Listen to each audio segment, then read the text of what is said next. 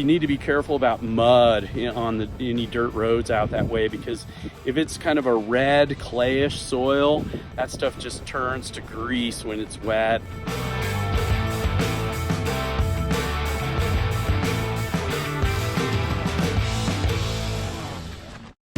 Moxie, Greg, and I are riding around the world to raise $100,000 for the nonprofit Girl Up.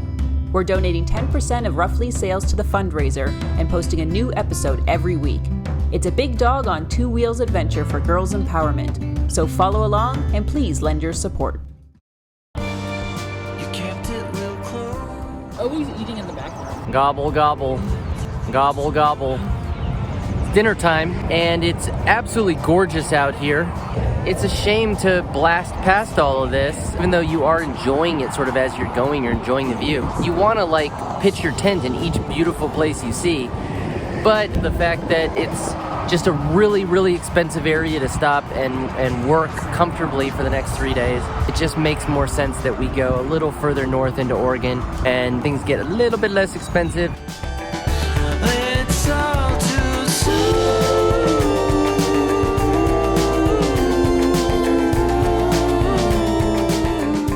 Just outside of Bend, Oregon in Lapine. We stayed at this great little guest house here. They had this wonderful like fenced in area so Moxie could just run free. We could put her out there while we were working so that she could stalk the cat and the deer that were passing through. It's like this really lovely area that's forested. There's like dirt roads and like Moxie can just run free. I don't have to have her on the leash because there's really not any traffic.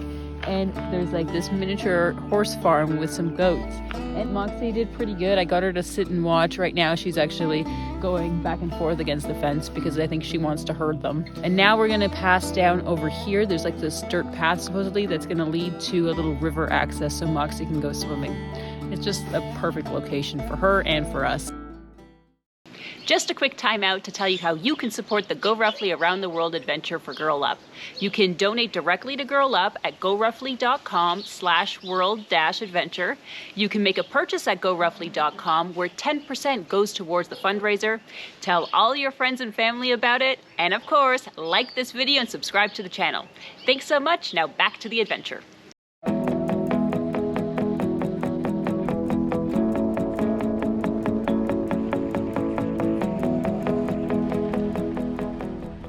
Here at Giant Loop's warehouse. We're going to meet with Harold, who's the owner of Giant Loop. We have a lot of their gear and really love it, so we wanted to sort of see what they've got cooking and say hi to the owner. You guys have had a really laid back couple of weeks because you just finished a really teeny tiny little event. Yeah, super laid back. Yeah, we just finished up last weekend, and yeah, it was awesome. We had 400 people out in the middle of nowhere, Eastern Oregon, and this year we had Harley Davidson there with the Pan American demos, Royal Enfield, KTM showed up with some demos and stuff, and a nice vendor row, and yeah, it was the biggest and best event we've had. This was our 11th year doing it. This was the first dual sport bike I got when I moved back to Bend, and this is kind of what set us down the path of, coming up with the horseshoe saddlebag. Yep. This is our original design and product that we rolled out in the fall of 2008, and then people on ADV Rider saw it and were like, hey, I want one of those. And so I was like, okay, well, here I've got a little bit of cash that I've saved, like $5,000, my life savings. And then for the last 15 years, it's just been building and growing from there. A story of organic growth, as they like to say in the business world, right? Like I never had investor money, I never had banking money. Like it's just been selling, reinvesting, building, growing, So because we're going up to Tuk in Northwest Territories, that stretch has about 400 kilometers. And so we are going to need extra gas so that we can make those distances. So Giant Loop has fabulous Armadillo bags, which are gas bags, and now we need to decide what's the best size and capacity that we'll need for that distance. For you guys, like a 2-gallon might be a good size, since you got 2 of you. Yeah. And even if you only fill it half full, it's a little easier to handle the gas if Yeah. it's not filled all the way to the max line. Agreed. So that's the 2 gallon. And just as a size comparison, here's the 1. Cute little guy. Yeah, that is really cute. And then the 3, you know, this is usually about the largest size people would carry on a motorcycle. Sure. Because the 3s and 5s are more about the 4-wheeled vehicles. Yeah, I think that would be quite Yeah, large. a 5 is massive, probably way more wow. than you'd want to carry. Yeah, it's like Not to almost a mention Tillamook for us. when that's full, that's 30 some odd pounds, you know, when it's full. It's like strapping a sack of dog food in the back of Exactly. Yeah, bike or guilty. something. We've done that. I know. So I think based on what space we have on the bikes and the distances that we're going to do, I think 2 2-gallon gas bags are going to be what we need. And we don't have to fill them up all the way. And like Harold said, if once we start using the gas in our tanks, we can just refill it, and that'll make the gas bag lighter, and you won't be having all of that weight up high. When you're filling it, we'll generally hang it by its handle. Like I often just put it on the end of my handlebar. And you don't want to go past the line. You want to leave yourself enough headroom to, you know, get the cap back on. And then when you want to, you know, reverse the procedure, you can use the, you know, the provided pour spout here. And you kind of, you know, you hang it, remove the lid, get this screwed into place, and then you put that in your filler and just Gently. slowly dispense by raising the bottom of the bag. Doing it slowly and with moderation, I think, is the key, because I've even had a couple of times with normal gas stations where all of a sudden it's pouring out. And this is with like the sensor and the catchment thing and everything. And it's like, I don't know how I flubbed it. But now there's gas everywhere. Yeah, There's a well, it pedal. goes from like, oh, I'm just a tit shy Yes. to holy mackerel, it's everywhere. Yeah, in a hurry. So. So really great visit with Harold and Giant Loop team. We got a couple of gas bags. We were already a couple of gas bags, but now we got a couple of them also to actually carry gas. We crossed over borders to get where we are. The Giant Loop Tillamook bags open from both ends, right? Which is fantastic for this application of being on a moto trip and having your riding partner come out with a big, beautiful loaf of bread that's also hard, like it shouldn't be squished. And so, you know, where am I gonna strap it? I'm like, well, I don't need to strap it, because I can just open a Tillamook and put it right here, and then if it rains, there's no wet, soggy bread. And days without eating, 'cause it ain't enough for two. And it's all for you. It's all for you. It's all for you. It's all for you. I did it all for you. It's all for you. It's all for you. It's all for you. She's been scratching a lot lately, and so there's just the littlest concern that maybe she has some fleas. It's always possible, right? We give her all of the treatment and everything, but she's out in the woods and in the forest, so you never know. Nature's solution is to drown them. When it is freezing, I will keep you warm.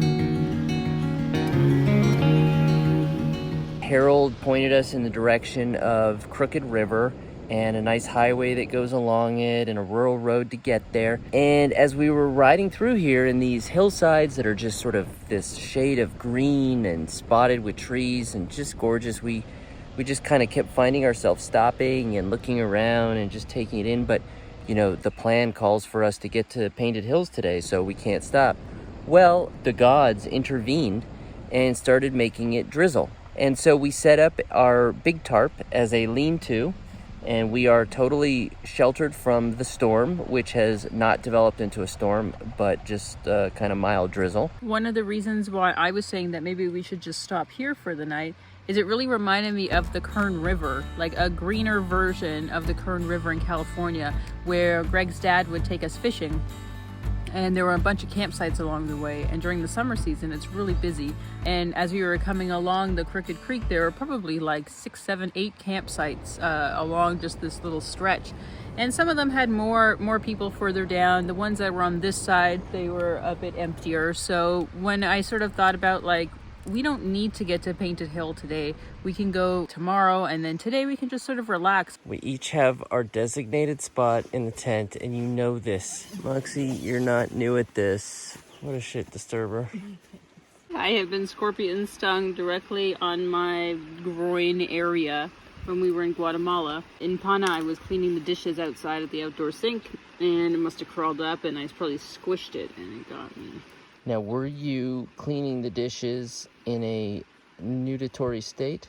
No, it went through my shorts and then to my underwear and then got me.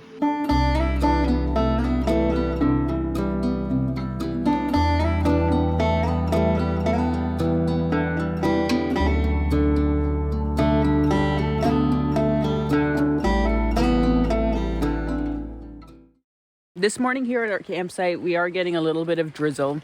So we're gonna put up this tarp, but it only had 2 nice big trees. There wasn't anything else where we could attach it to on the other side to keep sort of our picnic bench and cooking area dry. So Greg's got the great idea that we're gonna use the bikes as basically stakes for the ropes that we have on our tarp. And that should be able to keep this area dry, keep it a little bit higher so we can actually stand under it. So we thought, oh, you're on a big rock. Yeah. Okay. And we're gonna just hang out here until it sort of dies down. So we just hunkered down in the tent and rode it out. It's a good reason why you always want to have a movie or 2 downloaded. So we just, rolled with it. I mean, I guess the last couple days, if there's a theme to individual days or even moments on a trip, it's sort of the lesson of patience, and that the trip kind of dictates you don't. You make a plan and then the gods laugh, right? Oh God, it is cold. I just don't know if that was a good idea. I don't even know how clean I really got either.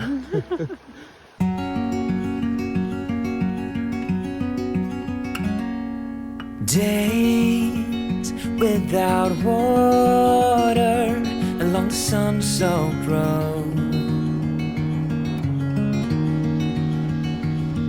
We crossed over borders to get where we are. The weather has just been completely taunting us today. And all afternoon now into the evening, the clouds have just been opening and then closing and then opening and closing, drizzling, raining, it stops, it sunshines a little bit. It was raining earlier, we were getting ready to bug out to a motel, and then a little sort of opening in the clouds of just a spot of sunshine. We're like, no, don't do it, don't do it. There's a campsite for us.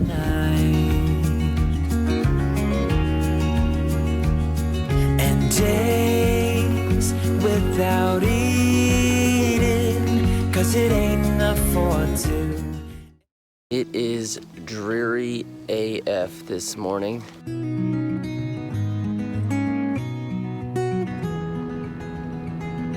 So shit has gotten next level unpleasant. We are so wet and it is so ugly out that we have taken shelter in this like palapa gazebo thing in the county park in Prineville. There is tons of rain. It's coming down at a hard angle because there's tons of wind. It's just getting into all the crevices. There's no amount of waterproofing that can combat this type of a situation. Basically, we've just tried to retreat for a motel, but no motel will have us. We're taking cover because none of the hotels are available yet for us to go into because they all had full houses last night. This is not making anybody happy. Oh, what an adventure. What an adventure this is.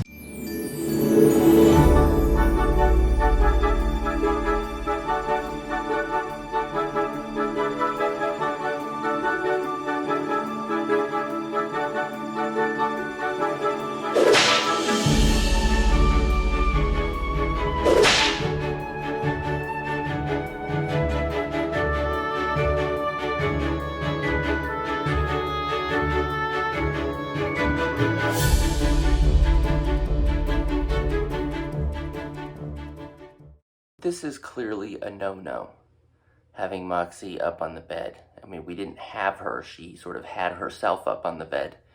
And she's also terrible in that regard because she does her very best to, this is even worse, scratching all of her fleas on the bed. We are headed out towards Painted Hills. It is not particularly early, but it is made up for, not at all, by the fact that it is still really cold. So it seems like everywhere else in the country, maybe the world, is having a heat wave just at this moment. But right now, right here in this part of Oregon, it is cold AF. Not to mention that we are still with a lot of wet gear, like the inside of my boots, water infiltrated, and I'm still feeling it. So it's cold, we're still damp, but we're actually in really high spirits and looking forward to get going. It's 7 degrees out, so we had to put Moxie's jacket on. We put all of our cold weather stuff on too to keep us warm. Because we are going at a little bit of speed on this highway. Soon enough we'll pull off onto something else, but right now it's cool.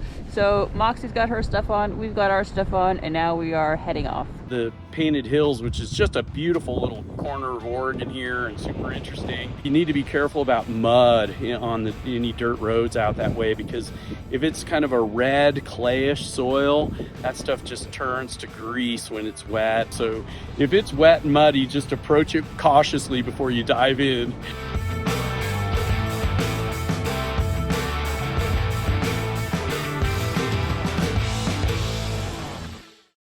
Hi guys, thanks so much for watching. I hope you really enjoyed the episode. That was an ugly crash. Fortunately, we are all okay. Crashing is a part of riding. You're riding on 2 wheels. So if you ride long enough through a variety of conditions, a crash is going to happen. That's why we wear all the gear all the time. And Moxie is always securely strapped into her cockpit in the laying down position, so she is safe and unharmed. This is exactly why the motorcycle dog carrier your dog rides in is so important. For those of you out there that are concerned about Moxie or have questions about safety of riding with your dog, we have a lot of articles and videos and resources on our website that you can go and check out at GoRuffly.com/cockpits-resources. I'll put the link in the description below. The bikes took a bit of a beating, but you're gonna have to tune in next week to see what comes next. Harold was totally right about the mud in Oregon. It is slick as grease when it gets wet, and my 70-30 tires just couldn't handle it. And it didn't help that it was the mud over the pavement. I actually had a similar fall in Mexico, I don't know, a number of years ago, where there was water running over the pavement and then there was moss or algae growing on it, and that stuff gets really slick too, and I had a similar wipeout. So I really should have known better, but we'll talk more about that next week. It was really exciting to be at Giant Loop and to hear the origin story from Harold about how he got the business going by continuing to reinvest into his business to watch it grow. I think it's interesting for me because that's how we've been doing it at RUFFLY for ethical outdoor dog gear and for the canine moto cockpits. Everything that we make goes back into the business, and so I completely understand that, and it makes me feel just a little bit less alone. So I was really pleased that we got a chance to talk to him about it, and hopefully one day RUFFLY will be the size of Giant Loop or maybe even bigger, and people will come to us and be like, oh, that's the gear and that's the cockpit that took our Moxie all around the world. I had to laugh when I saw the footage for this episode because I was wearing nail polish, if you noticed. I normally don't wear nail polish, mainly because I'm such a brute and it just chips off in like 2 seconds. But it was the nail polish that I was using to try and match to Luna Laguna after my rawhide class, and I had all of those spills and I wanted to do a bit of touch-up. I was about to throw away the nail polish, but I thought, it didn't feel exactly right. I felt, let's have one more try, let's put it on and have me match Luna Laguna for just a little bit, and so that's what I did. Thanks so much for watching, guys. I hope you really enjoyed the episode. Don't forget to subscribe to us here on YouTube and at GoRUFFLY for Facebook and Instagram. And tune in next week to see what happened after that crash and to see what the next adventure brought. Thanks so much for watching, guys. Talk to you soon.